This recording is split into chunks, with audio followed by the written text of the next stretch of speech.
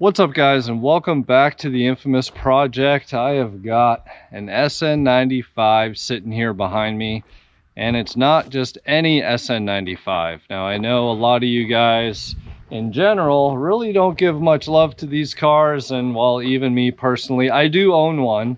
Well, now technically I own two, and the only reason why I own these two is, well, believe it or not, this as well was originally a DECH Motorsport car from up here in Ontario, Canada. Now, I know I've spoken about DECH in the past, and there's going to be a lot more DECH conversation going forward as I'm working on the documentary and a lot of other things. But this car here is actually a pretty important car in terms of DECH history, and we're about to dive in real deep into how important this car is to DECH and why and how. I guess how being the key word here, I managed to pick this car up. So let's just call this thing a piece of history in the rough. So stick around.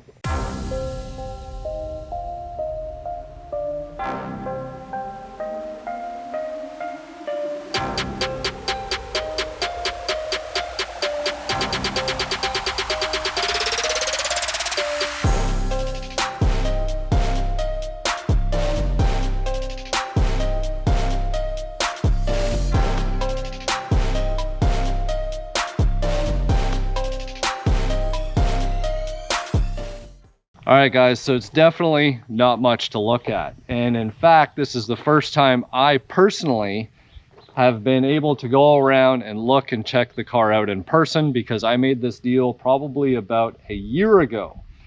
And the deal went like this. I saw a set of DECH grabbers. I'll post a picture up for you guys to see, for sale on Kijiji, which is sort of like the Canadian Craigslist for any of you guys that are south of the border. And I didn't think anything of it. Some others beat me to the punch, and someone bought those DECH grabbers. I'd already missed out, so they were sold. And then I saw the seller posted up a set of Koni quad shocks.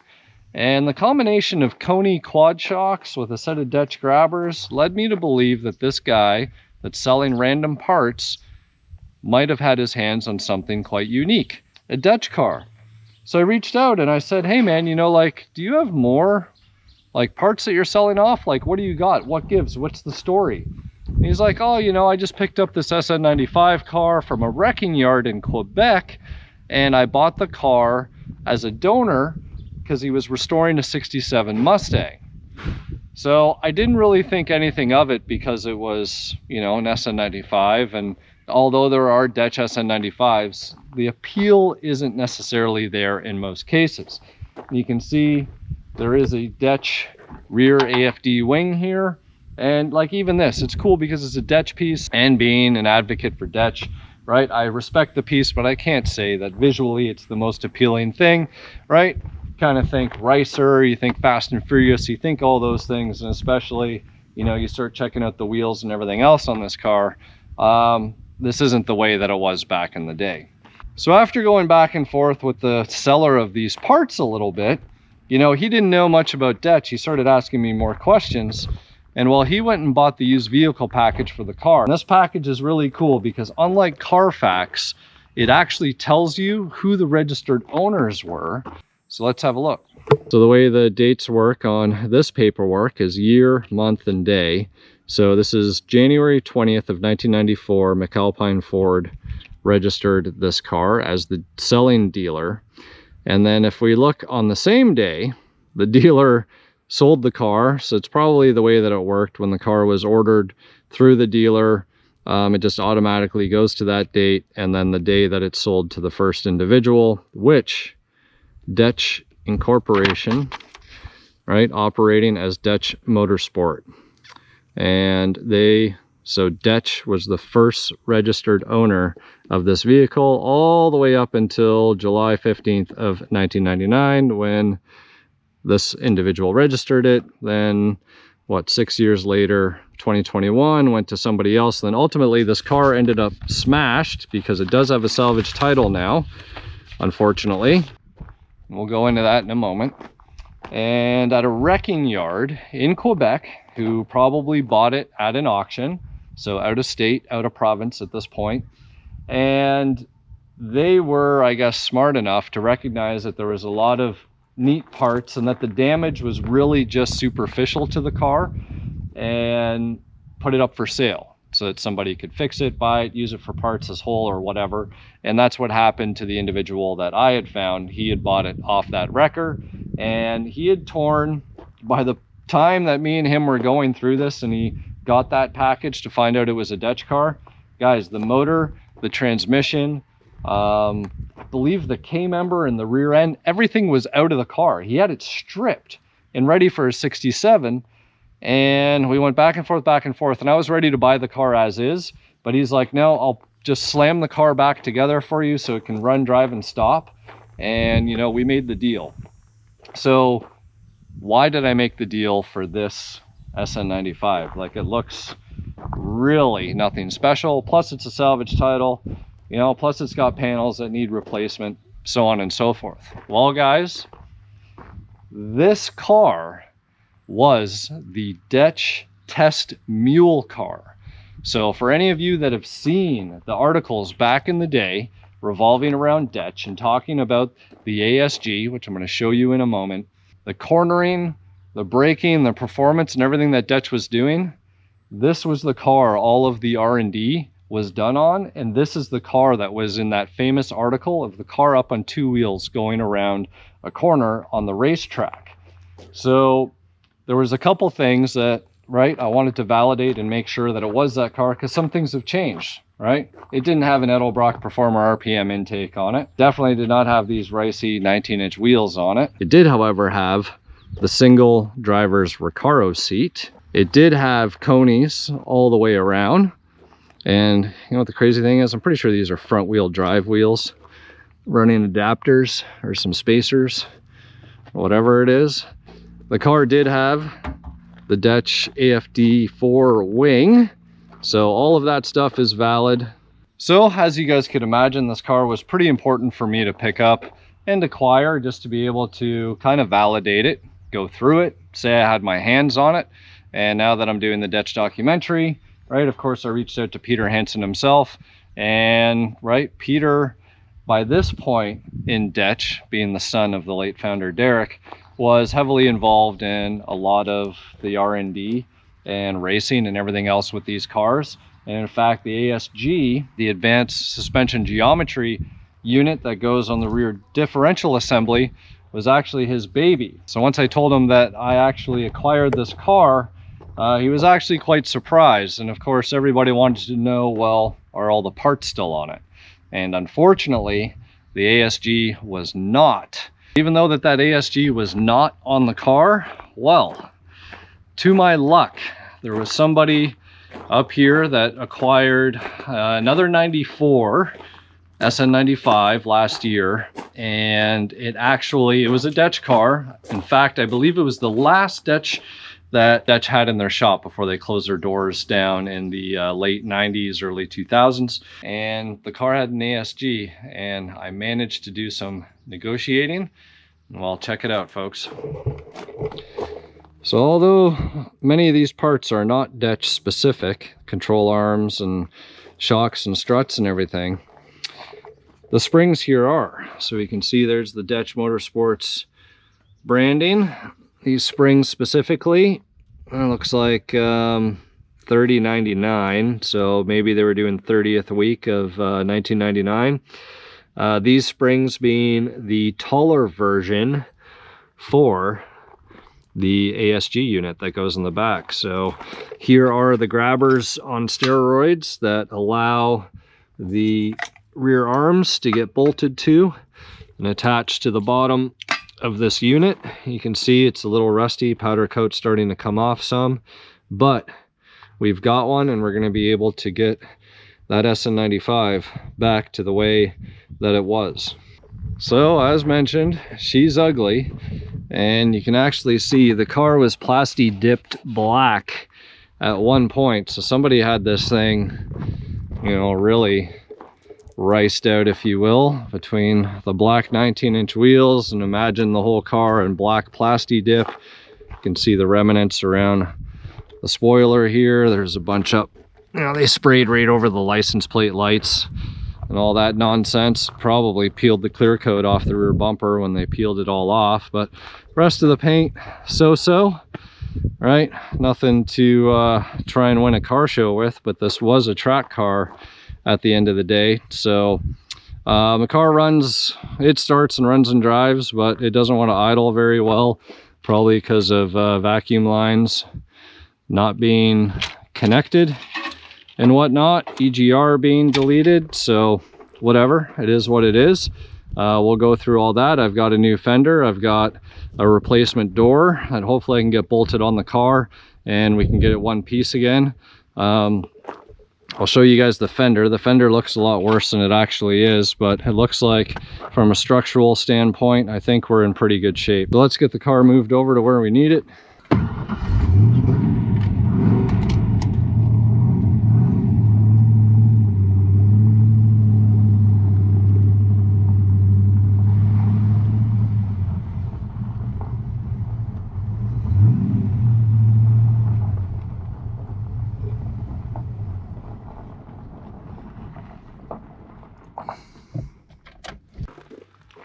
All right guys, so just put this into perspective so you can see it. There is what the fender looked like on this car. So I don't know if they hit like a guardrail and cut this thing open or what the hell happened, but yeah, fender obviously crunched and then into the door a little bit and probably tried to open the door. Opening the door folded a bunch of stuff. So yeah, this fender no good. I actually checked all the VIN numbers on the car, all the stickers, and they do all match, so the car was pretty original. Got another fender here that I picked up from the U-Pull down in Texas, so that came up. And then we've got a door off a convertible that I'm told will work. I got a little bit of Canadian cancer at the bottom, but that's the type of stuff you deal with in Canada. I've already pulled the harness out and all that good stuff, so hopefully we can have a nice multicolored Mustang, right? Right. You want to say something that I can censor out? You got me off. I gotta say it on my own terms. You're not getting it. I just want to laugh with you. It's very nice brakes. Funny, I found the old Willwood proportioning valve down in here. Oh, really? Yeah. Oh. So it must have had like Willwoods on it at some point, and then... Well, buddy was telling me that this was used as a drift car or something. Something was being done with it. I can't remember. Oh, a drift car makes sense. That's why they crashed it. Yeah. Because it was all plasti dipped black too. I found all like the remnants of the plasti dip everywhere.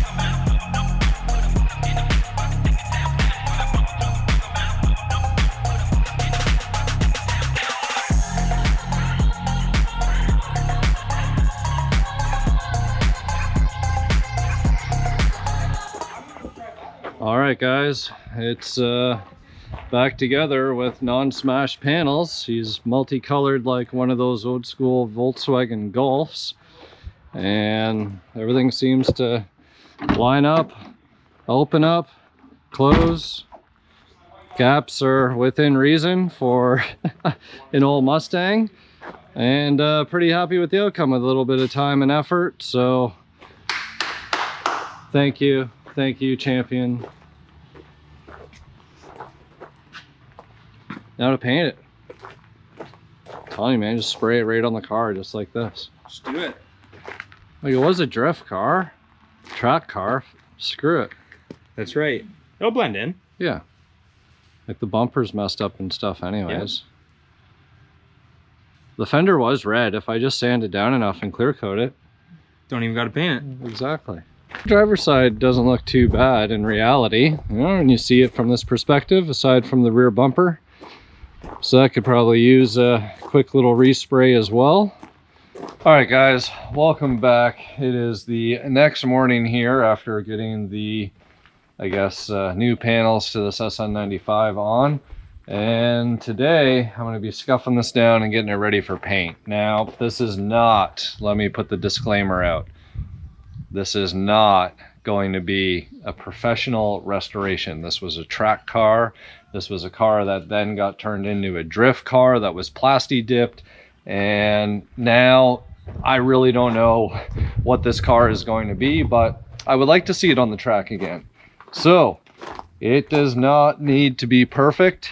And I am going to spray what I need to spray right here on the car. We really just want the car to be one color. So we can see here, there's actually a little bit, there's probably a little ding right here, but I rather get PDR on that after the fact than try and put some body filler and deal with all that stuff. So I'll pull the emblem off, and then everything else though, I'll probably pull that mirror off even though I just bolted it on yesterday. We'll mask everything off that we need. I'd actually like to try and get this piece off the other door. It doesn't have those rust bubbles that we see here, so I got to figure out how this piece comes off, and that's going to be it. We're just going to scuff all this down with some 600. The rear bumper cover lost all its clear coat, so I might try and mist a little bit of red paint. Actually, I shouldn't say lost all of its clear coat. There's a little bit here, but again, guys, I am not going to be putting in a ton of effort. The paint's getting mixed, so it should be here this afternoon. And hopefully this car will be all one color again. So let's get at some sanding and some masking and some prepping and make this car one color.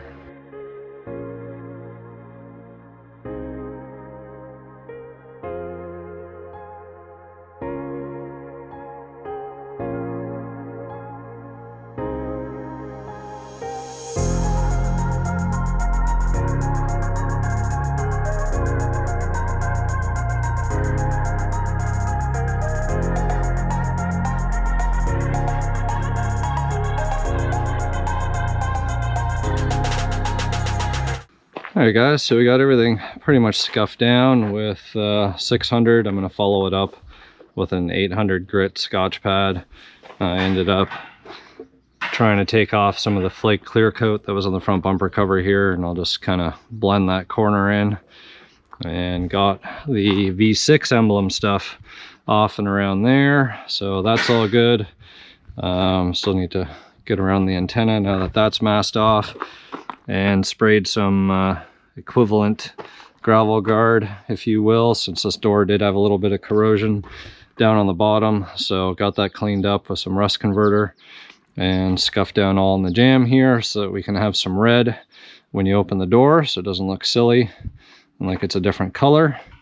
So just have to do a little bit of the final stuff and then get masking.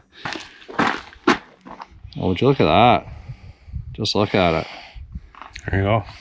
That's what they mixed up. Yep. Sweet.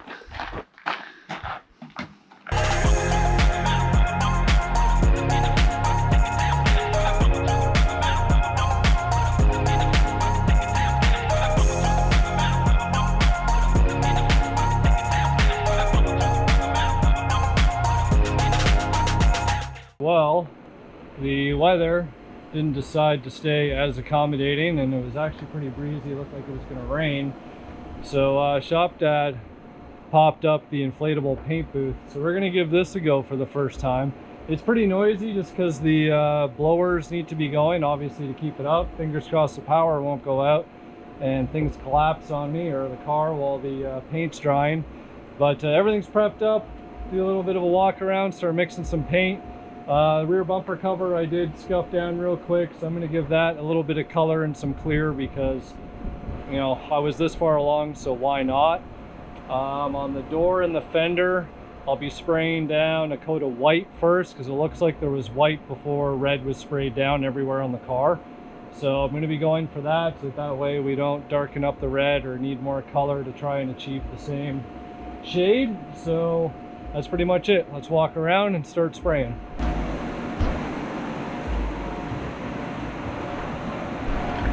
So I've got the inside of the jam available so we can get some color in here, and of course spray the outside fender, and then I'm going to be blending this bumper in here.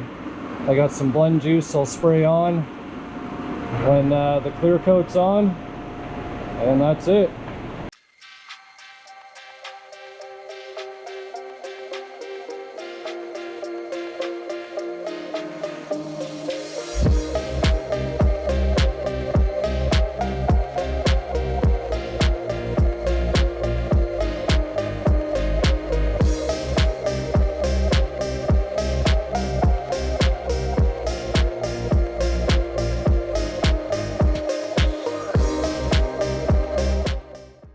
Well, you should do some work. Don't you detail cars? Yeah. I don't want Look, I already did the hard work. It's all sanded down. No. Looks pink. Ferracla. Ferracla. I think this is German. It's the good stuff, man. Made in England. Oh, it's probably actually good then. Yeah, no, they use this for boats and stuff. So, got a little bit of peel. We want the car to look better than it did. So, wet sanded with some 800 grit and a foam block, and that's about as good as it needs to get. Not concerned about down there. Hey, Chris, What? he's on what? Fuck him. What? You and Dad, or me or Dad, we gotta go look at that car. I just remembered again. Okay, well, when are we going? What? When are we going? Whatever you want. Let me, give me 5 minutes. He's on the tractor. See how hard it is to get stuff done around here at the old shop dad's place? This is what I'd live with every time I did YouTube here. I just watched him back at the tractor and you're perfectly past that. Oh yeah, he knows what he's doing. He knows what's up. Oh, I was impressed. You can get a little bit of footage. Is this thing recording? Yeah, it is. Nice.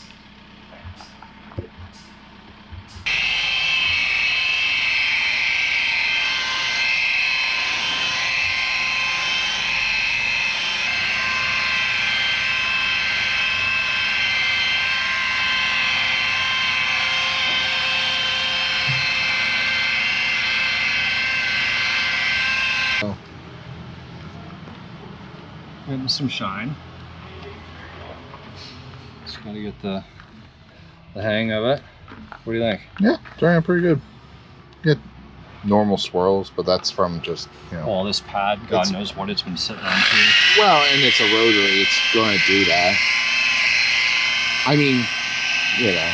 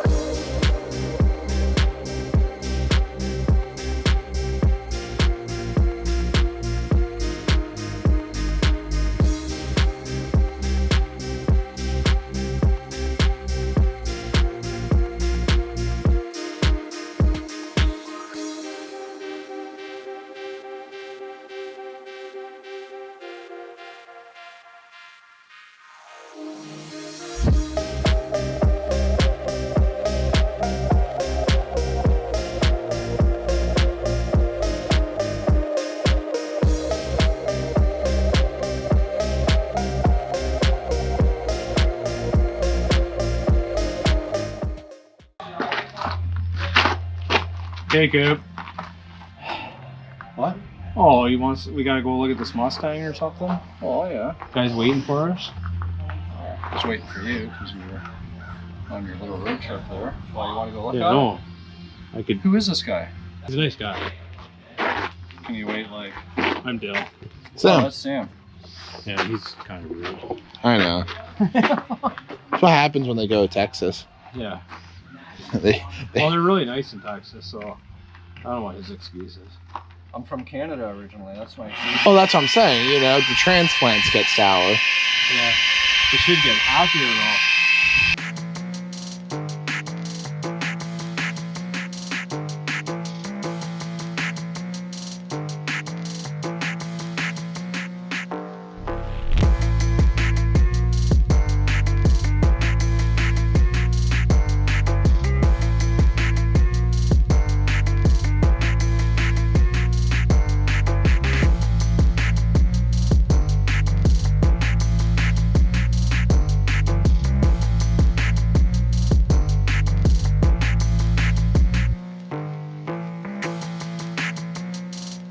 Well guys, I started doing a little bit of a cut and polish to get a little bit of the orange peel out, messing around with that 3M gun with the clear coat. Rear bumper came out okay, but definitely these panels on the side here needed a little bit of love, which is no big deal. I made sure that I laid down enough clear that there was enough material to sand through. Although I just hit the dew point, and the dew point really isn't playing well with the buffer because the condensation and the moisture and everything else. So it's got another stage or two to go, but it's good enough to get us to the indoors for tomorrow. And the documentary will probably take this car from that point forward. So that's all for this video and this car here. So thanks for tuning in. Make sure you stay tuned, and hopefully we'll catch more of this car in the DECH documentary. We can sort of assess what is still left on the car from a DECH perspective. ASG, speed drive springs, got a DECH kit on the ground. I found all the right holes, like where the grabbers were and the mounting for the ASG on the frame rail, but I don't know if those conies have been swapped. The Borla's gone. This is the first time I actually had it up, was this morning.